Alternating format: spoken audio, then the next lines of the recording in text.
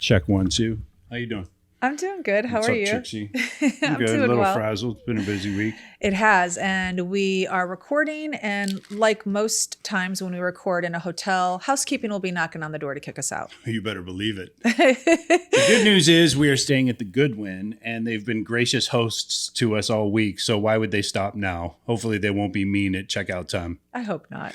Yeah, we do have a way of pushing it, though. So little we bit. definitely press our luck on this show. But it's only because we pack every minute we can of every city we go to It's true. into the show. It's true. And then we record it the Saturday morning we're supposed to be checking out. So here we are, coming at you from the Goodwin Hotel. We have a lot to talk about. Hartford, Connecticut. Here we go. Check the mic and make sure it sound right, boys. Hey listeners, ever wonder what it would be like to blow up your comfort zone at the tender age of 50? Well, we did just that. When our last kid went off to college, we hit the road in search of a new hometown. Now we bounce from city to city and bring you along for the ride. This is the Skiptown All-Stars podcast. Welcome back, All-Stars, to the Hartford, Connecticut edition of Skiptown All-Stars. We're so happy you could join us today.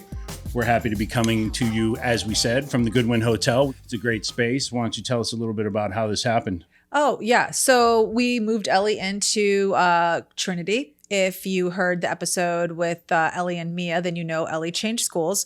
So we decided to, rather than just drop her off, let's visit Hartford and make an episode out of it.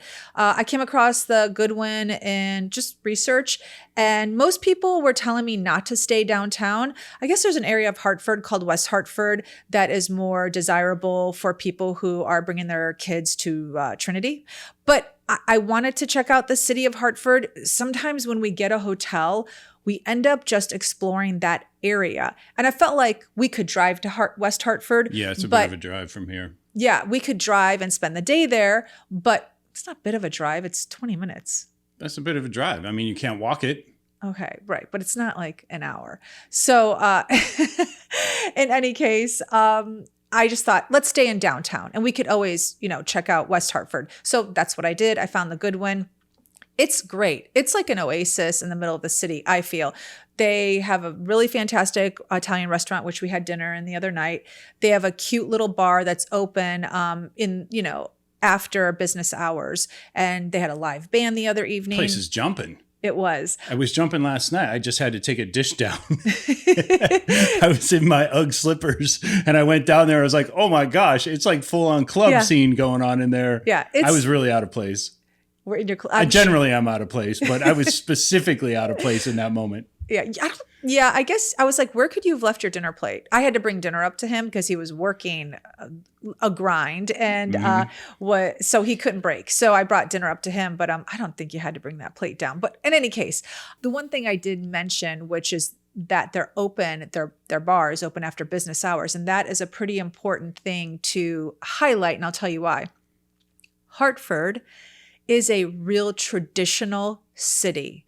And when I say that, for any of you that live in a city like New York, like Chicago, like a Miami, you don't really know what that means. A traditional city is a city that closes down after all the business people have left Monday through Friday. So it's a desert. It's Saturday, Sunday, and after 5 o'clock, there are a few hotel restaurants that are open, a few hotel bars, but you're hard pressed to find food or any kind of nightlife in a traditional downtown, which it's a business city. And we learned that very quickly when we arrived Saturday evening at midnight and woke up Sunday to find breakfast, and there was only one place open. One place open, and it was a walk.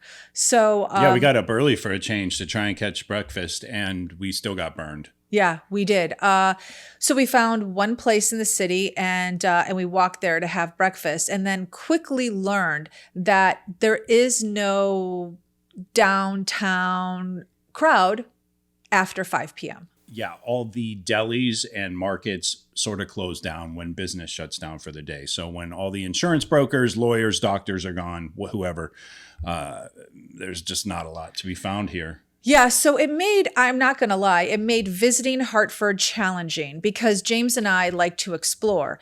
And there just isn't a lot to explore because it's very much a business city. And it's a very quiet city. So I did learn early on that most of you, well, Gen Xers most likely, have heard of Hartford, Connecticut, because it is the home of Travelers Insurance, Hartford Insurance. It at one point was the insurance capital of the country. Now it's not the hustle and bustle it used to be because insurance companies have now automated their work staff. So, they don't need 20 people to answer phones when they've outsourced it to places, Bangladesh. Right. And they've made it automated as well. So before where you would call in to pay your insurance bill and speak to a human, you can just do it on the phone and not speak to anyone. Yeah. So that's kind of sad. I have to tell you, you walk around this city and it looks and feels like it was a mecca at one point, and you're just looking around in awe at so many empty spaces. Yeah. So the first several days that we were here, I was really hard pressed. Like I had to stay near the hotel. I had a lot of work to do. Everybody tune into The Masked Singer. Seasons 10 and 11 coming at you soon.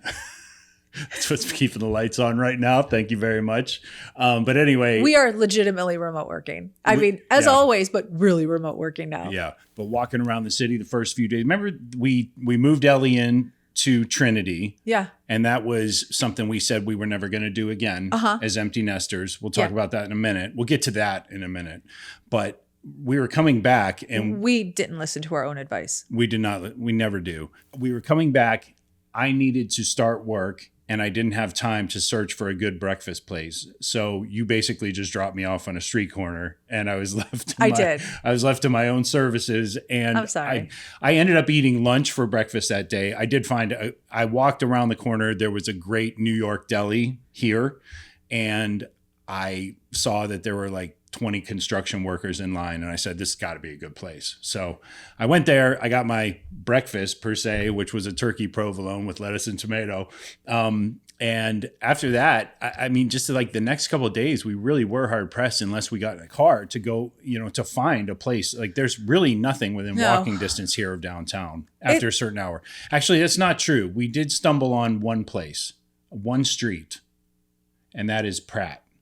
Yeah, there are a few restaurants on Pratt Street. So here's what's interesting and what we've learned about being in Hartford. They really have tried to bring people into the city. They're aware that the city is very quiet. They're aware that people go to West Hartford and don't come to downtown Hartford. So they really have tried several different ways to revitalize the city. One of them is that they did try to get the Patriots here. At one point, yeah. And they had the Boston Whalers of the NHL here at one point. And so when the Patriots didn't come here, the Whalers are no more. I said that wrong. They had the Hartford Whalers here because I said Boston Whalers. That's a boat company. That's a boat company. Yeah. I know. It's okay. I just let you go. Anyway, you sounded like you knew what you were saying. I know. I was very authoritative. They had the Boston Whalers boat club here. No, they had the Hartford Whalers of the National Hockey League here at one point. That team is down in Carolina now, I guess. So nobody wanted to stay or come here. Yeah. And so hey, A for effort. This city has tried. And now what they're doing is they're starting with a street called Pratt Street. Yeah. And they have closed it off, sort of like what would be if you're familiar in LA with a 3rd Street Promenade or any street in your city that closes it off for restaurants and shopkeepers to make it a walk-through street. And that always is really fun for a city. People can just park their car and just go on foot to wherever. So they've done that. And what they've done also is they're giving every new business owner construction money to build out the space, which is phenomenal if you want to open up a space on Pratt Street. You run into the issue of, do you stay open Saturday and Sunday? Now, also, this is a monkey wrench that someone threw at me, which is a lot of remote workers in most cities don't come in on Mondays and Fridays. If they're remote working, it seems to be the norm that they'll come in Tuesdays and Thursdays. So if you're opening up a business in a city like Hartford that's already quiet, and already quiet on already quiet on Saturdays, On Sundays, weekdays, and quiet after 5 p.m., how do you sustain a business with people only here Tuesday through Thursday? And I'm not saying I'm the authoritative person on, they're only here Tuesday and Thursday, but that is the norm with remote working now. So what we've experienced, a lot of places were closed on Monday. Yeah. And so I could not figure it out because we're not in the South. And so why are places closed on Mondays? Well, come to find out, it is actually accurate. So I guess I am the authoritative source on this. You are now, especially because our friend Chris downloaded you the other night, like He at helped. length about Connecticut at large, but also specifically a lot about Hartford. Yeah, he definitely did. Chris, shout out to you, Chris Doyle. He is from an area outside of Hartford. So he was very helpful in explaining to me why I was seeing what I was seeing. But not to mention, we actually spoke to a shopkeeper on Pratt who we're going to do an Ask a Local. So if you at all have been following us on YouTube, we have an offshoot of our show called Ask a Local, where we do visit a business owner or a local and spend a little time with them. So I spent time and you spent time with Rory. She's a shopkeeper who owns a print shop in Your favorite enterprise. It's a stationery store. I love it. It's not a print shop. I'm sorry. It's a stationery store. And I swear I'm going to open up a stationery store. So I was really jealous when I saw her beautiful, beautiful store. But she owns a stationery store on Pratt. So she gave us a lot of insight as to what's going on with businesses in Hartford and Pratt Street. And I guess their goal is to expand that street, Pratt Street, into other streets and eventually make it more desirable for people to come down who are not necessarily coming here to work 9 to 5. You know what's surprising? There's a college 10 minutes from here, and they do not come, those students, to downtown Hartford to shop, to eat, to socialize, go to the movies. They go to West Hartford. Yeah. The city is doing something, or should I say the city should do more to get that college involved in downtown, or should the city be more involved with the college? I'm not sure which way it goes, but there's students right down the street, 10 minutes away. 2,000 kids with mommy and daddy's money. Yeah. Ready to spend and ready to do things on a Friday, Saturday, Sunday night. It is weird that they have to Uber or drive to West Hartford to have something to do, especially when, specifically around Trinity College. It is a really residential area for the most part around there, but there are avenues where you see a pizza shop and you see opportunities to put in a pub, a shop of some sort, something where and start building that out to where the kids actually can walk across walk from campus, spend a little money there. And pretty soon that stuff catches wildfire. You have a whole street of things to do, and it's not just college students going there anymore. Yeah, that brings up a really good point, because it's noticeable for anybody that is taking their kid to Trinity. It's noticeable that the surrounding area is really depressed.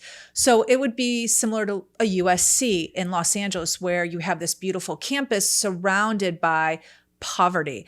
And it's hard to wrap your head around, because you think as an outsider, why have developers or why have investment bankers not taken the opportunity to open up shops around here? I mean, this is a city planning question.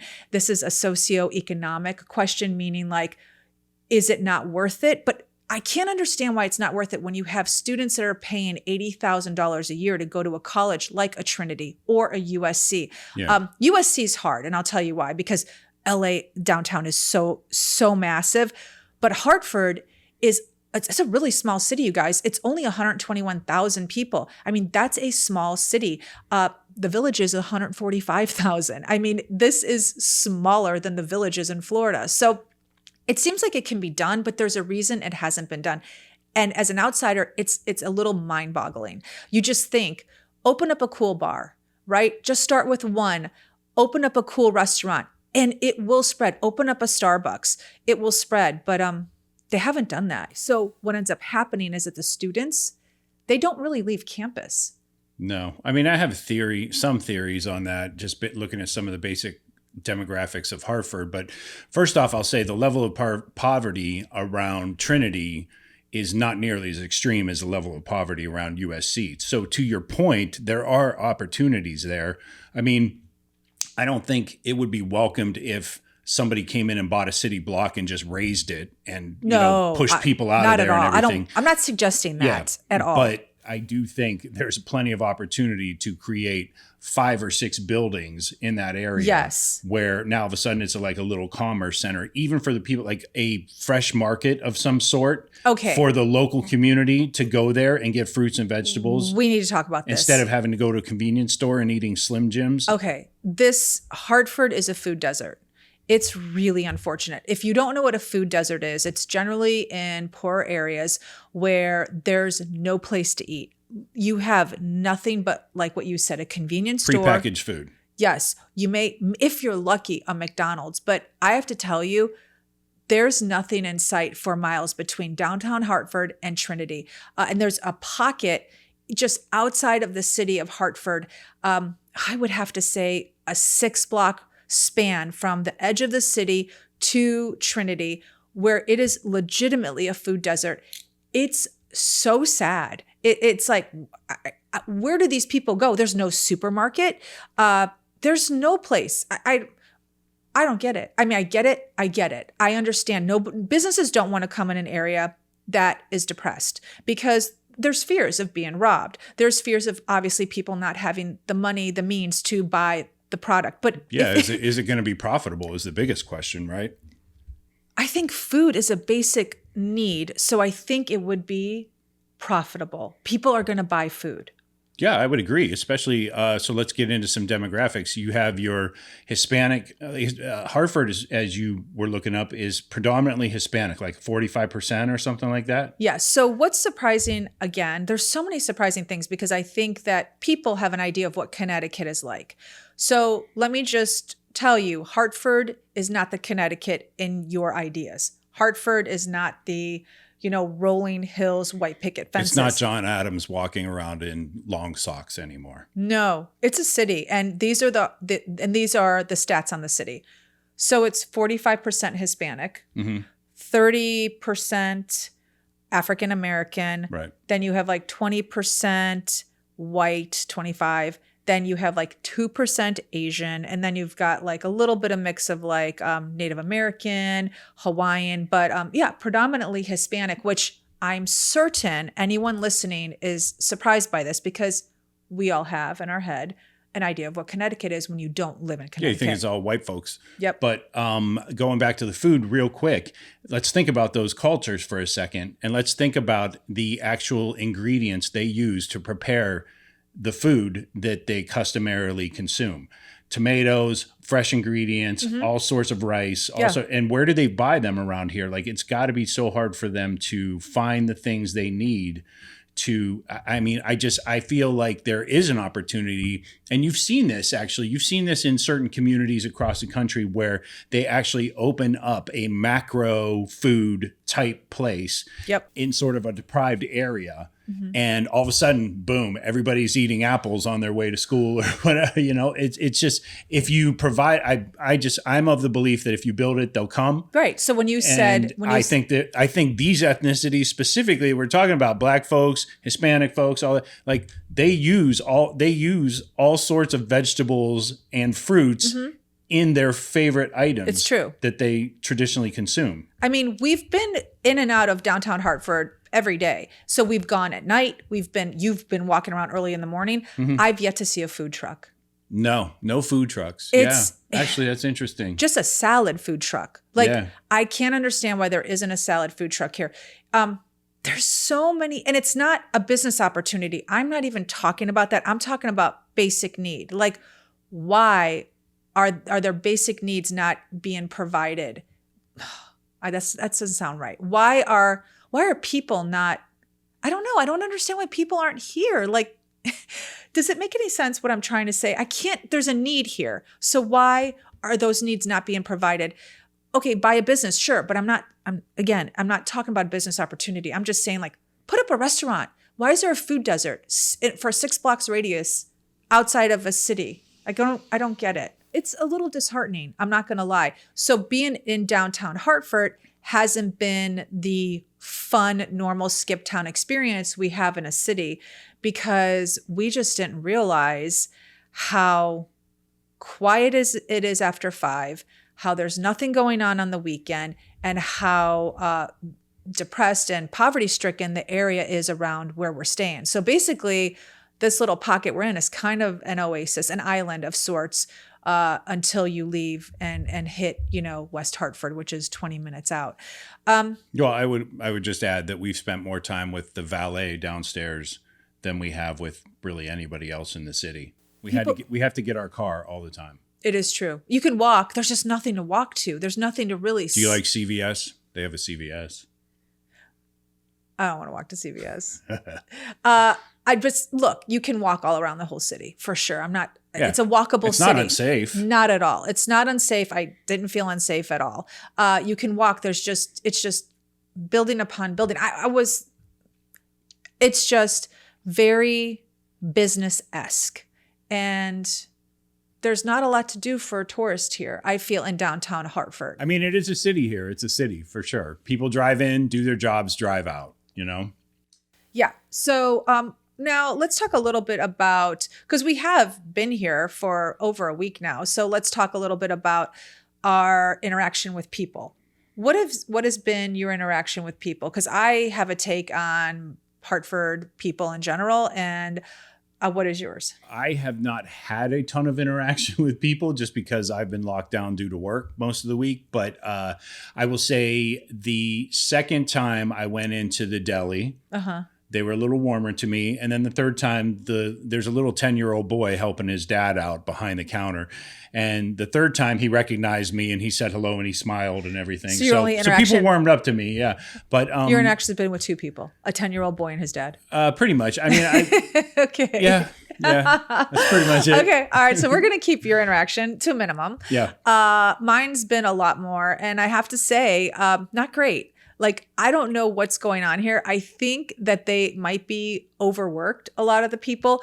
We've been fortunate. The people in the hotel have been very gracious, very nice. But going outside of Hartford, I have to say my interaction with people has not been great. I have a story of where I went into a Target in New Britain, Connecticut to help Ellie get some things for school, and checking out.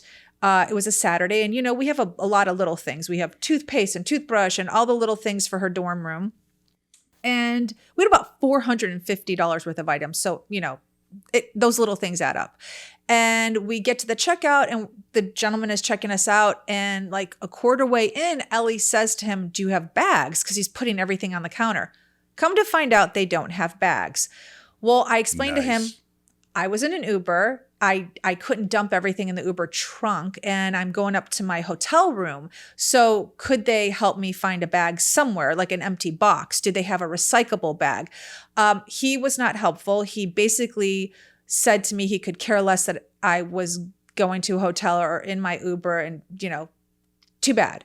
So normally I would just leave, but we had been there for an hour and a half. So I had to figure out a solution. So finally I said to him, "Well, do you have a garbage bag?" Because, every counter has a trash bin behind it. So I figured maybe he can just give me one of his garbage bags and I'll just scoop all the stuff in there. And he said, "Oh yeah, we have garbage bags. They're in the back aisle." So they're at the back of the store.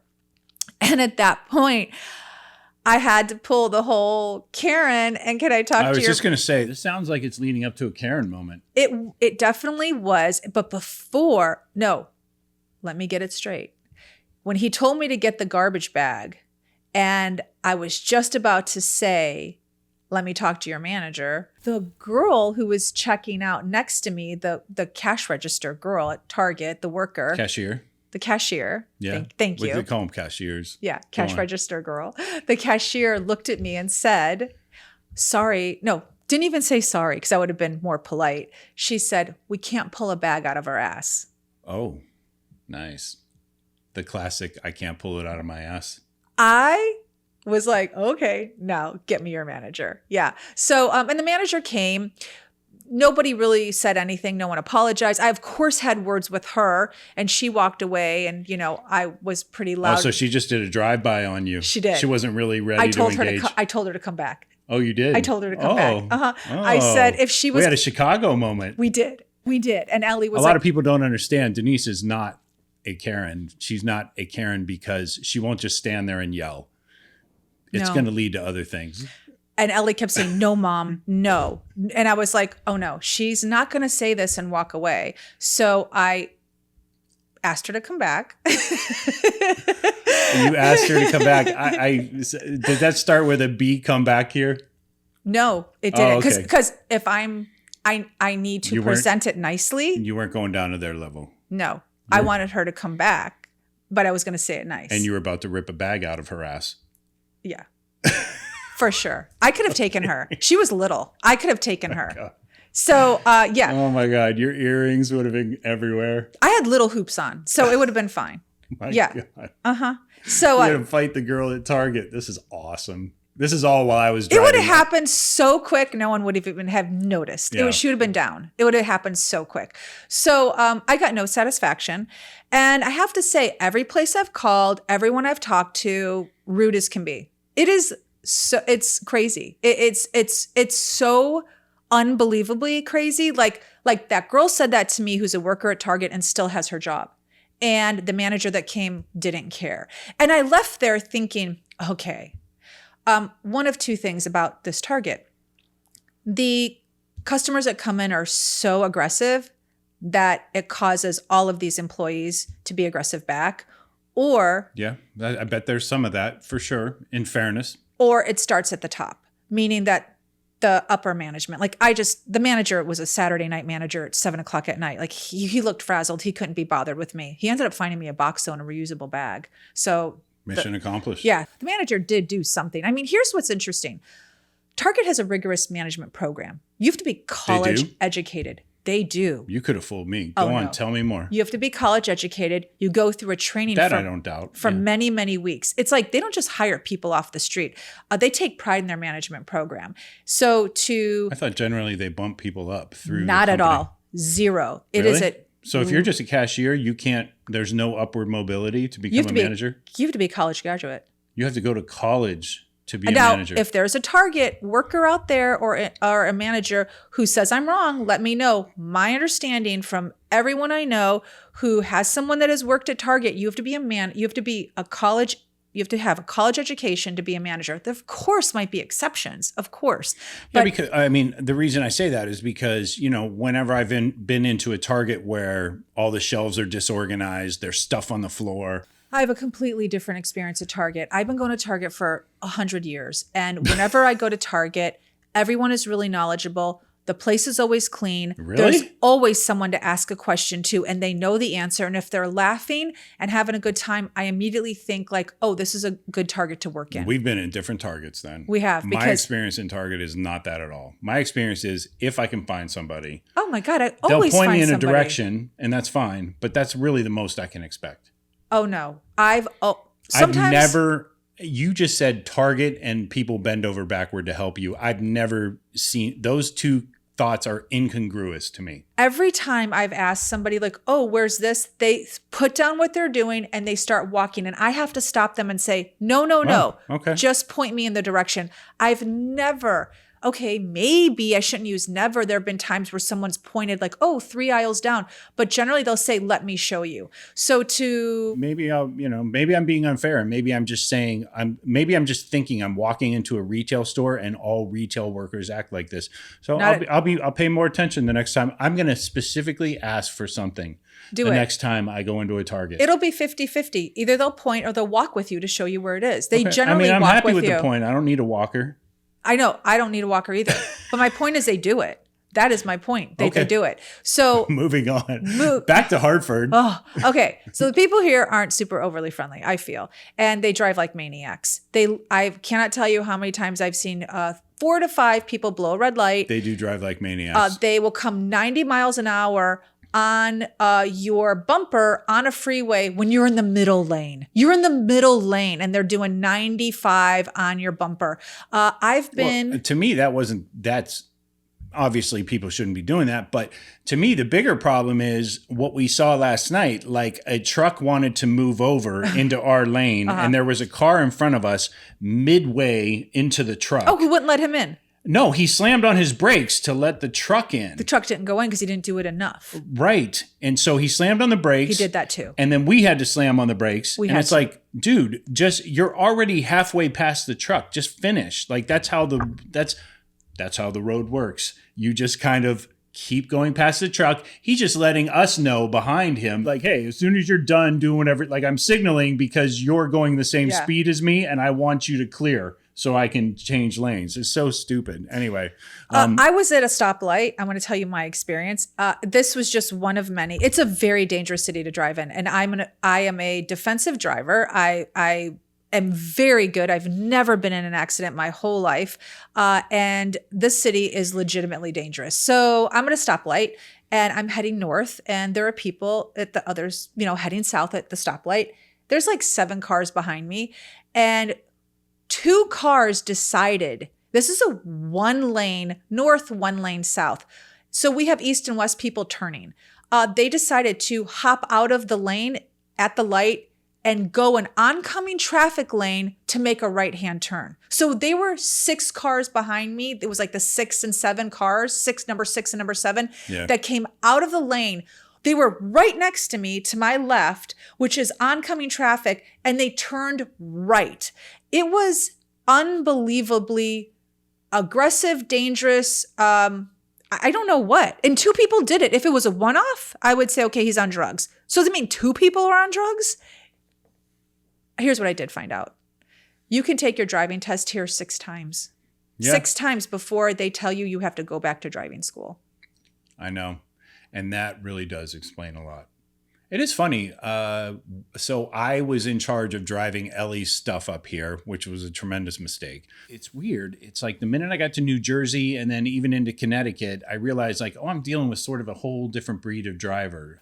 We should have first. Okay, let's talk about that. She shipped her stuff at great expense. It was expensive. To the Florida house. And then I had to drive it 19 hours all the way up the coast to get it here. You know what's most ridiculous about it is that 80% of it was our clothes and they're all thrifted. So we're talking about $2 items. Yeah. Bad parenting. Like we learned a lesson the hard way.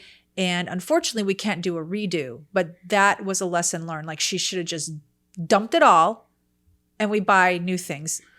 Yeah. So to put a cap on the driving thing, yeah, the drivers were bad and I noticed it almost right away. But I was already in a bad mood because I realized because you were carrying the day $2 before shirts. I left. So it took me I split my drive up into 2 days. You guys just flew here, which ended up being great because the car was packed. Yeah, we couldn't get in the car if we wanted to. With junk.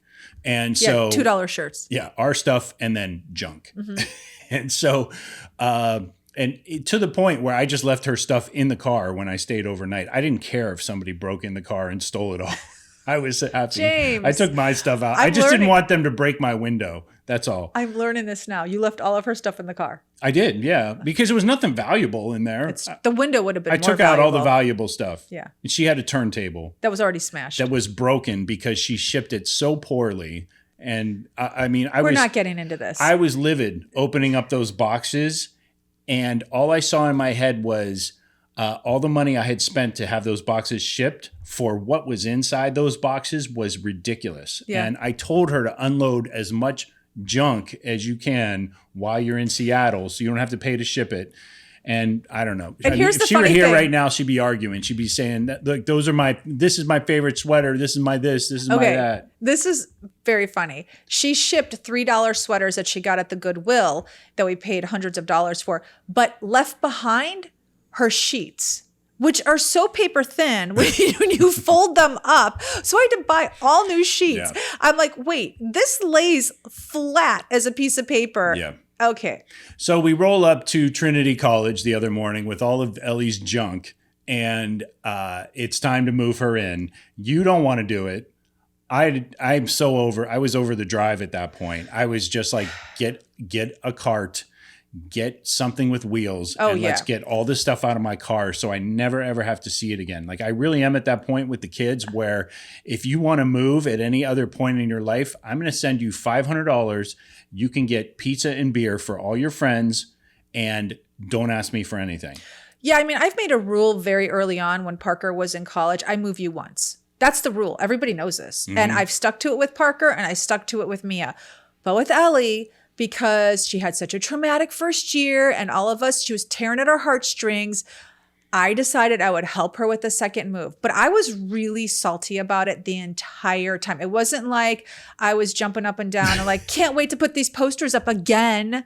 No, I was like, get me out of here. And guess what? I ended up doing all the work. She literally hung 25 of her Goodwill t-shirts in the closet and I did everything. That's hilarious. I set up that girl's room. Like I was so annoyed. I came back here and was mad at you about it. I didn't talk. I was like, how did I get wrangled into this when I was the one that said, I'm never doing this? You did have a moment. I mean, look, her pulling on our heartstrings was legit. Like she genuinely had a rough year and I get that. Her pulling on my wallet strings was not worth the money of sending all that crap. Not at all. And certainly not worth the 19 hours I drove to come up here. I had to come up. I had our equipment and everything. It would have cost way too much. I don't know. I don't know what the answer is. I thought when we did our East Coast run, we'd stop in the Carolinas. We'd do this. We'd do that. We'd have all these like little trips planned out. I got to do none of that because I got off work on a Friday. Saturday morning, I started driving for Connecticut. And I know. I'm sorry. I had to blast through. I would see these signs for all these great cities off the 95. And I was like, oh, I've always wanted to just see Richmond, Virginia, you know? No, zing, all the way past it. It was so stupid. I have a friend, actually, my friend Jeff texted me while I was driving. Did you pass the sign of his town? I literally went past his house and I was so mad at the time because he texted me and he said, you're not far from me. And I didn't I put the trip in the map. It told me the astounding amount of time it was going to take. And I just started driving. I didn't specifically look how it like curves you around the coast in the northeastern states.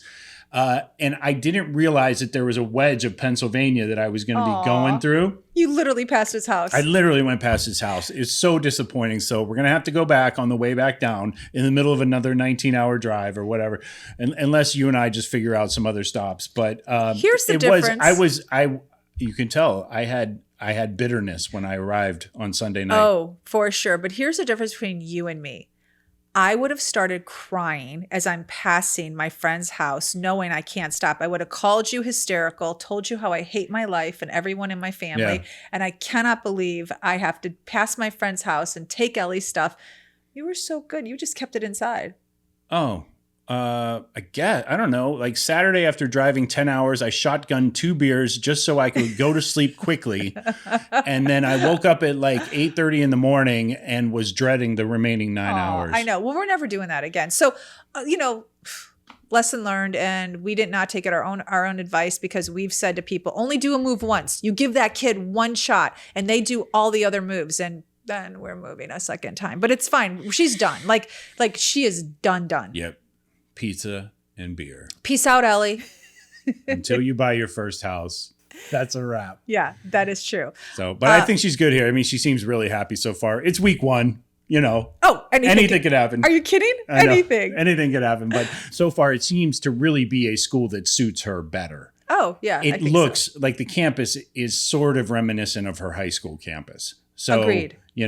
There's like a little Catholic church on the property. There is. There's a statue of a monk out in the green. You know what though? It's not faith-based college. No, it's not anymore. No. So she's happy. We're going to meet her for lunch today and then say goodbye from Hartford. But we'll have to be coming back to visit. Oh yeah, we'll be back, and we'll definitely be back to this hotel. Like I want to stay here as much as I can. Yeah, it is a little oasis in the middle of the city. So anything else you want to mention about Hartford? The other thing I would add, especially in terms of food, is there is a little section where it's like, I think there's a Guatemalan restaurant. There are a couple of really good coffee shops. I had to walk all the way across the state capitol park, Bushnell Park, I believe it's called. I had to walk across the park to find this little lane. It was a really good place, and there were a handful of restaurants and things to do there. And I was like, oh, okay. Like outside of Pratt Street and West Hartford, that was another little pocket.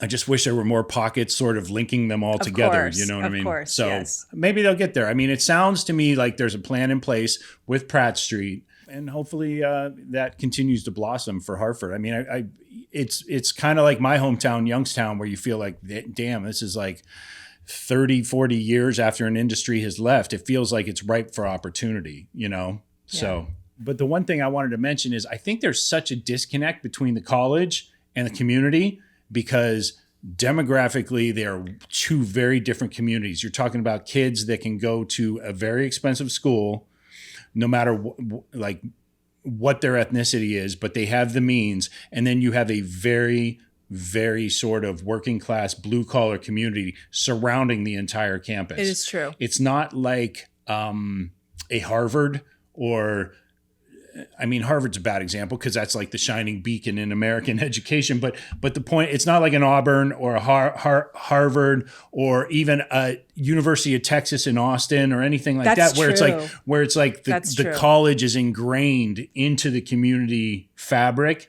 You don't really feel that with Trinity. I know it's a smaller college. It's not really a fair comparison to compare a school with 2,000 kids to a school like that. However, you just feel like there could be a little more, you know? Yeah. There could be a little more shaking of hands between all of the communities here. I don't know. Agreed. It felt like Natchitoches, Louisiana to me, where you had that college that I think was called Northwestern State. Yeah, Northwestern State. Now, it was a commuter school, but they did have a few thousand kids that lived on campus. Yeah. And it felt very reminiscent of that, where the college is just really so separate from the city. And what a shame. Missed opportunities on both ends. It really is. And I mean, in fairness to Northwestern State, they actually have 3 or 4 places where the kids can walk and go to. There was a bar, a bar, a pizza place, a burrito place, or whatever. It's true. You don't have that here at Trinity at all. You have a pizza place from what we saw. And you know what's also I found surprising is that people rally around a good college team. And Trinity's team has won. Their football team, yeah. Yes. So they've won. Are they like number 3 or something like that? Number 2? I know they're very in the NASCAC. What is it? NASCAC, the Northeastern Small College Athletic Conference. So they've done. They call them the little Ivies, basically. And Trinity's football team has done very well. So the fact that the city hasn't rallied around that college team is just a little surprising because it always seems that sports brings cities and colleges together. Yeah. I don't know. I mean, I feel like there's just such a disconnect. And I think you would probably find like, I guess when you're poor, you don't care about the the little rich kids up on the hill. That's it. Yeah. And that's fair. I totally 100%. Get that. 100%. I don't know. But it's weird, like academically or institutionally, that you don't see more of a footprint with Trinity College around town. Yeah. I mean, we are going to go visit New Haven, and we've heard over and over again that New Haven has really embraced Yale. Different history. I don't know. Way more money. Way more money. Trinity's been around since 1800. So I don't know Yale when they first opened their doors, but New Haven is supposedly very different with regards to how they have opened up their arms to Yale and Yale vice versa. So we'll see how that is in comparison to Hartford and Trinity or even Wesleyan. Wesleyan's only 45 minutes away, and that's another wealthy school. So I don't know. Yeah. But the biggest thing that I think was surprising for me, I can't speak for you, is how little of that vibrance exists right here in the city of Hartford. Arriving in downtown Hartford for me was just kind of like a big meh. Anticlimactic. A little bit anticlimactic, but as you're going to see in future episodes, it actually has become the gateway for us to Connecticut and opening our eyes to really, I've never spent any time, I've never been to Connecticut before. Either have I. Connecticut, I don't think was ever on my dartboard. And now all of a sudden, it's like, here we go again, turning into these fair-weathered friends rolling up into Connecticut. And all of a sudden, it's like, oh, what about this place? What about that place? I know. I laugh. I snicker a little because when you said it wasn't on your dartboard, I'm like, it wasn't even on my list. Like dartboard. I was like, Connecticut. Yeah. I was like, no. So here we are. And yeah. All right. So let's just get into it. Could you live here? Not in Hartford. Not in Hartford? No, not even in West Hartford. No. No. It's pretty. It's more of the white picket fence, but no, if I'm going to move to a suburb, it's not going to be West Hartford because it's just a suburb. So there's a million suburbs I can move to. Oh, okay. What's your top 5 then? You got a top 5? Hartford Print Shop. That's it. Wow. Hartford cow. Prints. The Goodwin Hotel is number 2. Yeah. Trinity College is number 3. Number 4 would be the fact that the city is very walkable. That's easy. That's, it's not overcrowded. And that's it. I don't have a 5. You're digging right now. I am feel like really you're digging. digging. I'm really digging. And then the just bottom 5, I've already said it. People are not nice here. Drivers are crazy. It's a food desert, very close to the city. The fact that you have to drive to more desirable areas is not, I don't know. I could get this anywhere. You're always in your car. Yes, you're always in your car. Yeah. I don't have a top 5 or a bottom 5 because I didn't spend enough time to give Hartford a fair shake. So that's going to do it for the Hartford episode. More to come from Connecticut, coming at you soon. Take them out. Empty nest, full tank. See ya. Check the mic and make sure it sound right, boys.